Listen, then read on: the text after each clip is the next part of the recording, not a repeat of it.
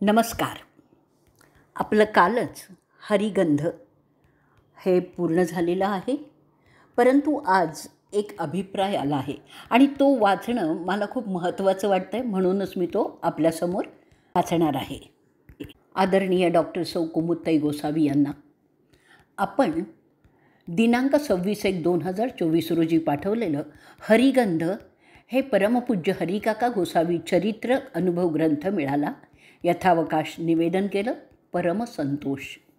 1988 साली मी स्वतः हरिकाका हा महात्मा पाहिलेला आहे. तो सहवास आजही स्मृतीपटलावर लख्ख प्रकाशमान आहे. हरिकाका कसे होते तर हरिकाका हे अंतर्वृत्तीरूप आणि बहिर्वृत्ती परांगमुख होते. याचं वर्णन भगवान श्रीकृष्णाने गीतेमध्ये या निशा सर्वभूतानां जागर्ती संयमी यस्या जागृती भूतानी सा निशा पश्यतो मुनेः या श्लोकात केलेलं आहे. महापुरुषांचं जीवन भगवतोक्तीच्या आधारावर होतं. बुद्धीने विद्यासागर, भावनेने करुणासागर आणि वृत्तीने दयासागर म्हणून ते ओळखले जातात. अशा सद्गुरूंच्या संतांच्या चरित्राचं गायन करण्याने समाधान संतोषाचा लाभ होतो. अंतःकरण हळुवार कराल तरीच उपेगा येईल, एरवी गोठी होईल मुकिया बहिर्याची.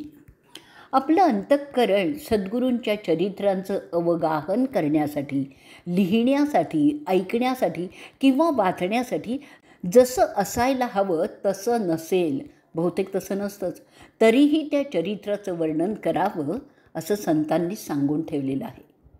श्री पुष्पदंत शिवमहिमा स्तोत्रातही म्हटलेलं आहे, त्या शंकराचं वर्णन करण्याने वाणी शुद्ध पवित्र होते आणि बुद्धी स्थिर होऊ शकते. सद्गुरू भजना परते काही, मोक्षदायक दुसरे नाही. जयास न मने तेही, अवलोकावी गुरुगीता. दासबोधातला 7वा दशक 10वा समाज आणि 43वी ही ओवी आहे. श्री समर्थ म्हणतात की सद्गुरूंचं भजन चरित्रवर्णन हे मोक्षदायक आहे. भक्ताला सगुण प्रेमाचा सोहळा अधिक प्रिय असतो. अरूपाचे रूप पाहिले म्या टोळा, या न्यायाने या हरिरूपाचा गंध दरवळला आणि एका सहजसिद्ध गुरुभक्तानुरागी लेखिकेची लेखणी उघडली आहे. हरिगंध चरित्ररूपाला आलं, बहरलं. नामयोग्याची चरित्र रेषा दिगंतराला गेली. स्मृतिगंधाने हरिगंधाचं भावमाधुर्य प्रकटलं. देवचरित्राहून साधुचरित्रांचे महती अधिक आहे. याविषयी श्रीमद भागवतातील वसुदेवांनी नारदाशी बोलतानाचं एक वचन फार बोलकं आहे. वसुदेव म्हणतात, हे देवर्षे, देवांचं चरित्र हे भूतमात्रांसाठी दुःखदायक आणि सुखदायकही असतं, पण तुमच्यासारख्या अच्युत स्वरूपी किंवा अच्युतास हृदयात साठवणाऱ्या साधूंचं चरित्र मात्र सुखहेतूच असतं. इथे परमपूज्य हरिकाकांचं चरित्र साधूचं चरित्र आहे. साधुचरित्राविषयी वसुदेव म्हणतात ते जीवाला सुखावह आहे, ते कल्याण करतं. हरिकाकांचं चरित्र पाहत असताना असंही म्हणता येतं की त्यांच्या चरित्रातही लीला चरित्र आणि अनुभाव चरित्र असा भेद करावा लागतो. जे चरित्र त्यांच्या ईश्वरत्वामुळे कर्तुम अकर्तुम अन्यथा कर्तुम सामर्थ्याने घडलं आहे ते लीला चरित्र, आणि जे साधारण मनुष्यालाही अनुभवता येतं ते अनुभाव चरित्र. हरिकाका नामस्मरण करतात, भजन करतात, ईशपूजन करतात, ते त्यांचं अनुभाव चरित्र आहे. साधुकथा ही परमात्म्याला आवडणारी असते. परमात्मा साधुकथा करतो. ती सुरू करताना श्री ज्ञानदेव देवांच्या तोंडून सांगतात, अर्जुना, जिथे माझ्या वाणीला विश्रांतीचा प्रत्यय येतो, जी गाऊन माझ्या शिणलेल्या वाणीला विश्रांती मिळते, अशी साधुकथा तू ऐक. ऐके जेथ वाचा विसवे ते साधुकथा. ज्ञानेश्वरीतला 9वा अध्याय आहे आणि 187वी ही ओवी आहे. परमात्म्याला जशी गायला साधुकथा आवडते तशी ती ऐकायलाही आवडते, आणि म्हणूनच साधुचरित्र गाणारे मला प्राणाधिक प्रिय होतात असं परमात्मा म्हणतात. तेही प्राणा परवते आवडती मज निरुते, जे भक्त चरित्राते प्रशंसिती. ज्ञानेश्वरीतला 12वा अध्याय आहे आणि 227वी ही ओवी आहे. कुठल्याही महापुरुषाचं चरित्र लिहिताना केवळ त्यांच्या जीवनात घडलेल्या घटना जशाच्या तशा आपोपतः दिसतात, वाटतात तशाच लिहून चालत नाहीत.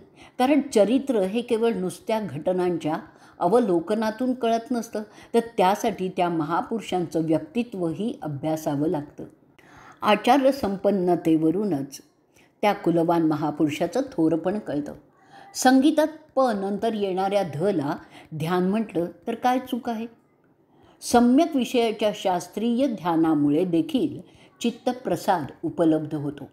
इष्टप्रतीकाची सर्वांगीण रूपरेषा संकल्पून तिथे सर्व मनोगती स्थिरावण्याचा प्रयत्न करत राहणं याचा अर्थ ध्यान साधना. भगवद्गीतेचा देखील एक सिद्धांत आहे, ध्येय आणि ध्याता यामधलं अंतर नाहीसं करणारी प्रक्रिया म्हणजे ध्यान आहे. हा गुरुचरणांचा ध्यानयोग लेखिकेला साधला आहे आणि म्हणूनच म्हणता येतं की ध्यानामुळे ध्याताचा ध्येयात लय होतो. ही लेखिकेवरली गुरुकृपाच आहे. हरिकाकांचं जीवन एवढं समृद्ध, संपन्न की त्यातल्या प्रत्येक क्षण ही घटनाच होती, एक अनुभव होता. त्या सर्व घटनांची नोंद कोणत्याही चरित्रकाराला करता येणार नाही. अर्थात हीच गोष्ट सर्व थोर पुरुषांबाबतही म्हणता येईल.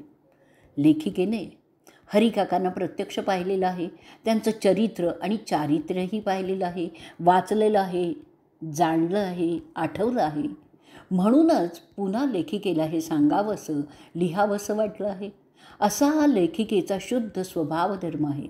अशा थोर व्यक्तींच्या चरित्रात परमार्थ मार्ग चालणाऱ्या व्यक्तिमत्व संवर्धनासाठी आवश्यक ती जीवनसत्व सापडतील असं मला वाटतं.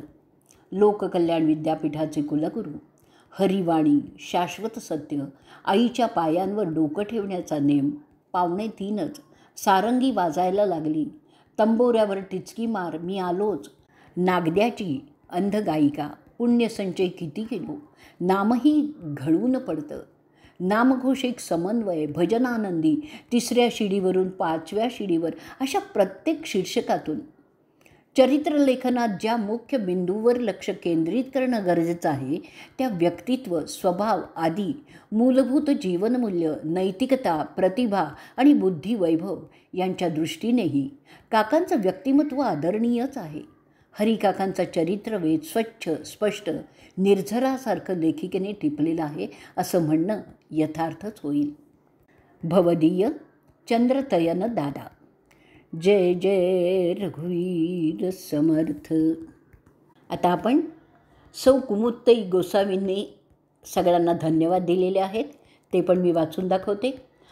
आजवरच्या सर्व व्हिडिओ मालिकांचे आस्वादक सुजन हो. आपल्या सातत्यपूर्ण लाभत आलेल्या उदंड प्रतिसाद पाथेयाची विशेष प्रचिती श्री चंद्रतनय दादा यांच्या अतिशय यथार्थ चिंतनशील अभिप्रायाने आली. शतकोटी अभिवादन. आपल्या या चिरंतन कृपा ऋणातच राहून पुढील यशस्वी वाटचालीसाठी आशिष पसायदान मागते. धन्यवाद. डॉक्टर सौ कुमुदताई गोसावी.